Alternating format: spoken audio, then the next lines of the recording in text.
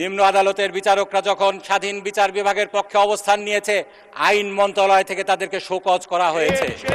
Same same আপনার কাছে নিবেদন করব আমার ফ্রেন্ডকে আরো 5 মিনিট সময় দেওয়া হোক, কারণ উনি যেগুলো বলছেন উনি সেটা তো আমার- চান নাই সময় মাননীয় উনি চান না। মন্ত্রী। আমি বলবো যে আরো একটু 5 মিনিট বললে আমার জন্য ভালো হয়। মানে আপনি কি আরো 5 মিনিট বলতে চান?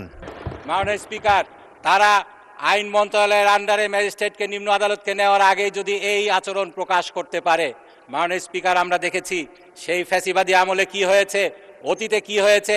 ম্যাজিস্ট্রেটরা যদি আইন মন্ত্রণালয়ের কথা না শোনে, বিরোধী দল দমনের ক্ষেত্রে তারা যদি অস্বীকার করেছিল, তখন তাদেরকে খাগড়াছড়িতে বদলি করা হতো দিনের নোটিশে, তেঁতুলিয়ায় টেকনাফে বদলি করা হতো মাননীয় স্পিকার।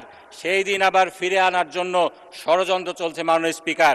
ফ্যাসিবাদের জাতাকলে আমরা সকলে নিষ্পেষিত হয়েছিলাম মাননীয় স্পিকার। আজকে আবার যদি আমাদেরকে সেই সিস্টেমে নিয়ে যাওয়া হয়, বিচার বিভাগের স্বাধীনতার জন্য শুধু আমরা নয়, সরকার দলীয় অনেক আইনজীবী আছেন, তারাও সংগ্রাম করেছেন। তাদের সেই সংগ্রাম আজকে কোথায় গেল? তারা যদি আজকে চুপ থাকেন, বিচার বিভাগের স্বাধীনতা নিভৃতে কাঁদবে মাননীয় স্পিকার। এই যে অধ্যাদেশটি আজকে বাতিলের জন্য, রহিত করার জন্য বিল উত্থাপিত হয়েছে মাননীয় স্পিকার, সেই ব্যাপারে হাইকোর্টের একটি রায় রয়েছে। সেই রায় বাস্তবায়নের জন্যই এই অধ্যাদেশটি আনা হয়েছিল মাননীয় স্পিকার। সেই রায় কি বলা হয়েছিল? সেই সাদ্দাম হোসেন ভার্সেস বাংলাদেশ, সেখানে 1972 সালের অরিজিনাল সংবিধানের 116 অনুচ্ছেদ, যেটাকে বারংবার সংশোধন করে বিচার বিভাগের স্বাধীনতাকে খর্ব করা হয়েছিল, সেটাকে অসাংবিধানিক ঘোষণা করা হয়েছিল। এবং সেখানে বলা হয়েছিল 1972 সালের মূল সংবিধান 116 অনুচ্ছেদটি স্বয়ংক্রিয়ভাবে পুনরুজ্জীবিত এবং পুনঃপ্রতিষ্ঠিত, রিভাইভ এবং রিস্টোর্ড হবে। সেখানে মাননীয় স্পিকার কি বলা হয়েছিল? সেখানে বলা হয়েছে বিচার বিভাগের সেবায় নিয়োজিত ব্যক্তি বিচারিক কার্য সম্পাদনকারী ম্যাজিস্ট্রেটের উপর নিয়ন্ত্রণ, যার মধ্যে রয়েছে পদায়ন, পদোন্নতি এবং ছুটি মঞ্জুরের ক্ষমতা এবং শৃঙ্খলা বিধানের ক্ষমতা সুপ্রিম কোর্টের উপর ন্যস্ত থাকবে। সিলভার টিপ কন্ট্যাক্টে তৈরি নিরাপদ ও নান্দনিক ক্লিক সুইচ নির্ভরতা জীবন জুড়ে।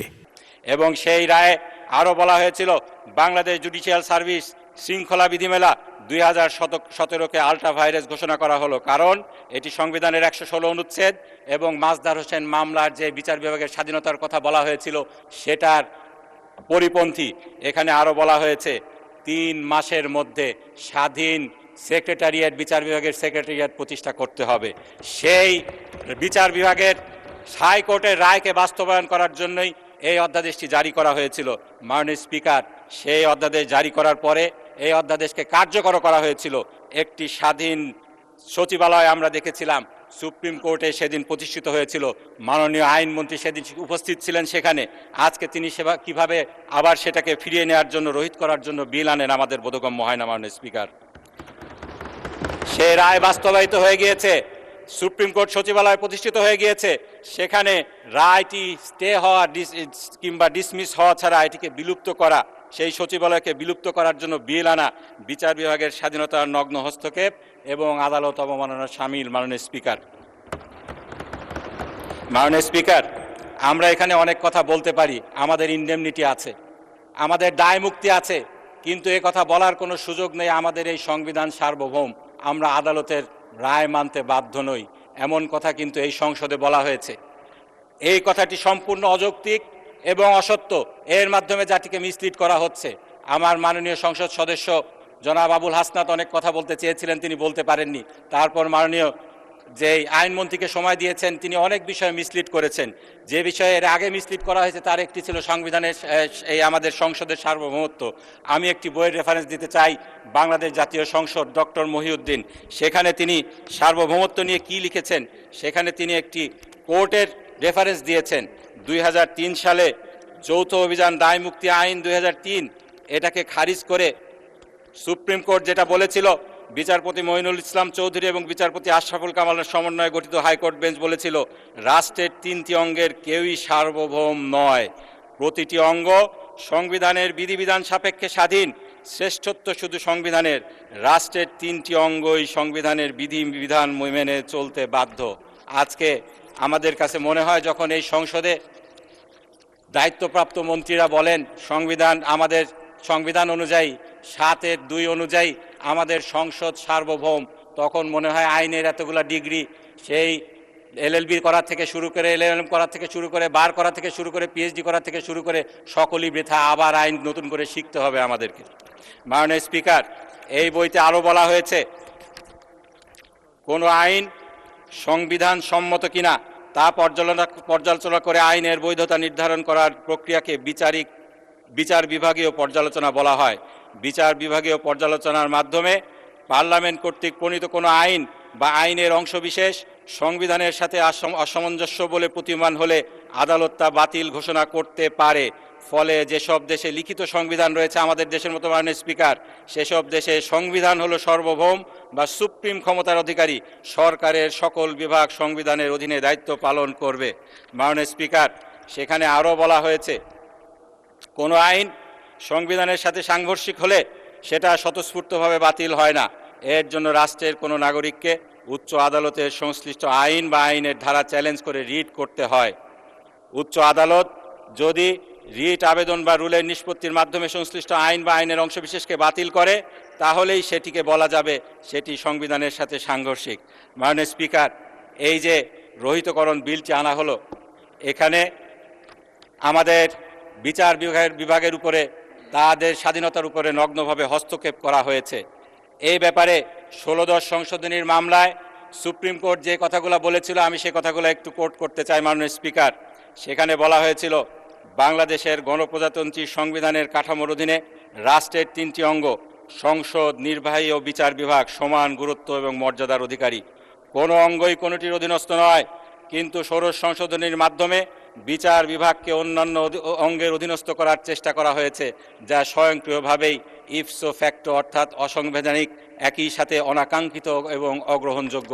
মাননীয় স্পিকার, এই যে রহিতকরণ বিলটি করা হলো, যেই বিলের মাধ্যমে সংবিধানের 116 অনুচ্ছেদ, যেটা স্বয়ংক্রিয়ভাবে পুনঃপ্রতিষ্ঠিত হয়েছে, যেখানে আমাদের সর্বোচ্চ আদালতকে নিম্ন আদালতের শৃঙ্খলা বিধানের দায়িত্ব দেওয়া হয়েছে, সেটাকে ডিফাই করে যে নতুন রহিতকরণ বিল করা হচ্ছে, নিচের কোর্টের শৃঙ্খলা বিধানের দায়িত্ব আবার আইন মন্ত্রণালয়ের আন্ডারে দিয়ে দেওয়া হচ্ছে।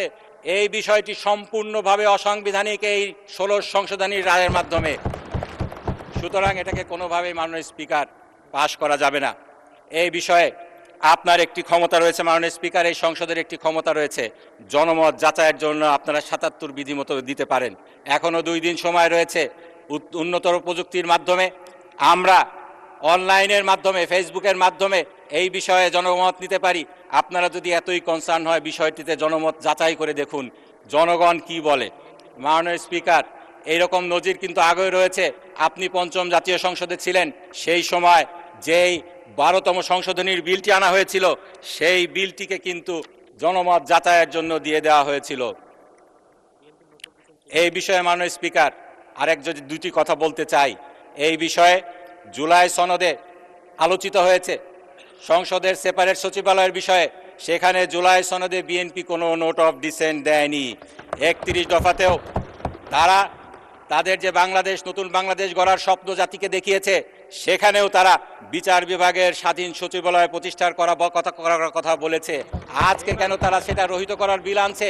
এর মাধ্যমে কি জনগণের সাথে প্রতারণা করা হচ্ছে না? মাননীয় স্পিকার, এখানে আমাদের আইনমন্ত্রী যখন কথা বলবেন, আমি তো জবাব দিতে পারবো না। তিনি একটি কথা বলবেন, সংবিধানের 103(2) ক মোতাবেক সার্টিফিকেট ইস্যু করেছে হাইকোর্ট। এর মাধ্যমে উনি বলার চেষ্টা করবেন হাইকোর্টের রাইটই স্টে হয়ে গিয়েছে। এটি মোটেও সত্য নয় মাননীয় স্পিকার। এটা যদি তিনি বলেন, তাহলে জাতিকে তিনি বিভ্রান্ত করার চেষ্টা করবেন। এই রাইটই স্থগিত হয়নি।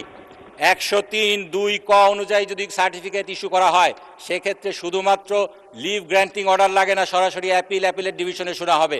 কিন্তু কোনোভাবেই আমি এই যে হাইকোর্টের বাইবেল বলে তিনি যে সাংবিধানিক লর বাইবেল বলে যে বইটিকে বলেছেন, সেই বইয়ের গোটা 103 চ্যাপ্টার আমি দেখেছি। এখানে যে কেসগুলো রেফার করা হয়েছে সেইগুলো দেখেছি। আমাদের যারা সিনিয়র আইনজীবী আছেন তাদের সাথে কনসাল্ট করেছি।